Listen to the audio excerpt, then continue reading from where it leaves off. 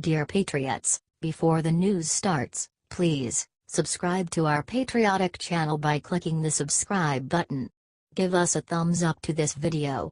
Don't forget to leave your opinion below in the comments section. Share the news on Facebook and Twitter so you friends see it. Thank you. Career killer: what Robert De Niro just did to the president will make everyone stop watching him. At this point, so many of the Hollywood elite celebrities have made it clear that they do not want Trump supporters watching their movies. Now we get to add Robert De Niro to that list. De Niro, a longtime friend of sexual assaulter Harvey Weinstein, had some sort of crazy breakdown on stage during the annual Hudson River Park Gala where he started trembling about benches then blew up on Trump. One of my pleasures will be keeping people off my bench who don't deserve a view of the park like Donald Trump. FKU, Donald Trump. It's a horror with this motherf. Now, the reason that he was talking about park benches in the first place was that the gala was thrown to celebrate them dedicating park bench to De Niro. I guess he thinks he can ban people from sitting on it? He is so wrong. In fact, I think it would be pretty funny if some Trump supporters in MAGA hats went and visited the Hudson River Park, located at 353 West Street, New York 10014, and take some pictures on De Niro's beloved bench. Oh, and while we're at it, let's quit watching his junky movies anyways. No big loss there. Help share this out and let's get back at Robert De Niro.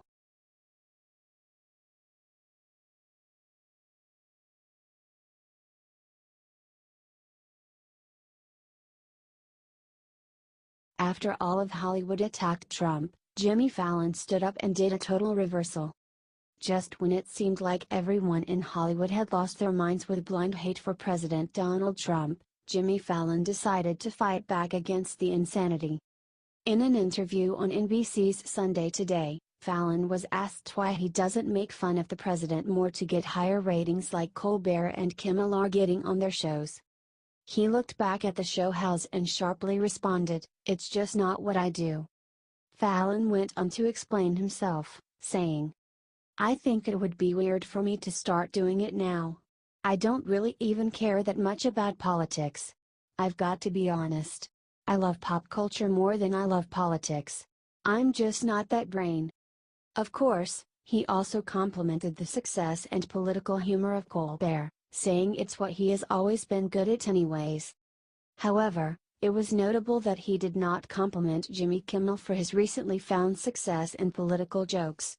My guess is it's because Kimmel is not funny and just going out as the new poster boy of the Democrat establishment. I'm just glad to see there is at least one big comedian left out there who has real jokes instead of the 24/7 Trump bashing. Let's show Fallon America appreciates his professionalism by sharing this out, and watching The Tonight Show sometime.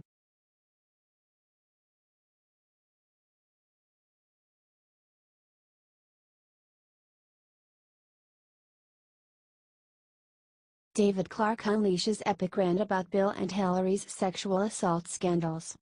David Clarke knows why Hillary Clinton took 5 days to condemn her buddy Harvey Weinstein. According to the sheriff, she doesn't care. Her politics matters more to her, the reputation of her husband, to prop him up in the White House for her future political endeavors was more important to her than these victims, Clarke said on Fox News this morning. She's morally bankrupt. Her ethics elevator has no bottom floor, and she will do whatever she has to do to protect herself, her image, and her reputation. Of course, the sheriff is right. Earlier this week, Clinton called Trump a sexual assaulter during an overseas interview. When asked about similar accusations against her husband, Clinton claimed that they were in the past. What hypocrisy! We're fortunate Clinton never became the first woman president. We deserve a female leader who respects women, not one who uses them. And, like Clarke says, Clinton doesn't care. She only cares about herself. Comment Clintons don't care. And share if you agree with Clarke. The couple is despicable as they are power hungry.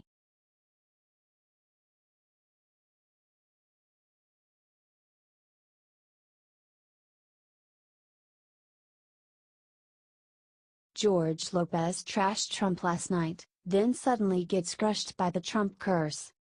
George Lopez is like many of his peers in Hollywood and suffers from Trump derangement syndrome. This is a mental disorder that causes hateful feelings and violent thoughts about the sitting President of the United States. Watch him get booed off stage so hard, y'all. This is why you don't mess with Trump Nation. Christ Palandy was there and tweeted out about the event and later took it down.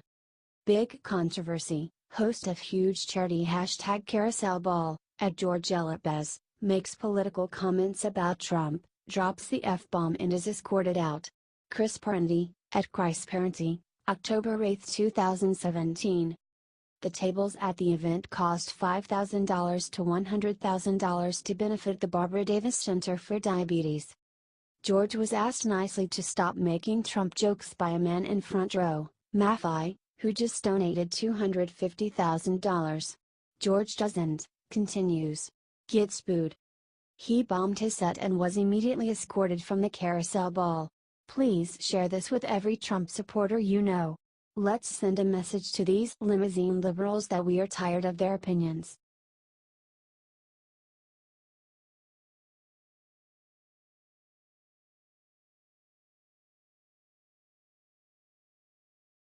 IT worked after last week protests. SNL just did something nobody thought they ever would.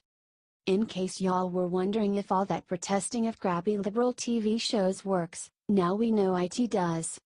Last week Saturday Night Live decided to not make jokes about sex offender Harvey Weinstein because they were all friends. Not anymore. Thanks to all of you folks out there, this weekend they finally broke down and attacked their boss's best friend. Now, we have the video to watch, but I wanna give y'all a heads up first. They only make fun of Weinstein for about 2 seconds, mildly, before turning their attention to you guessed it, President Trump. But wait, there is more. The show was so moved by how y'all responded to their defense of the sexual predator, they went on the attack again. They did another skit, throwing a bit more shade at Harvey Weinstein, where they had a panel of pretend actresses talking about their experiences being harassed by Weinstein and other producers. Well, at least it's a start. Still, there is no erasing the moment after last week's SNL cast party when the owner of the show, Lorne Michaels, told a reporter on camera that he would not attack Weinstein because it's a New York thing. The liberals may love to hide behind their double standards, but we can stop them. Help share this out and show everyone we can beat them at their own game.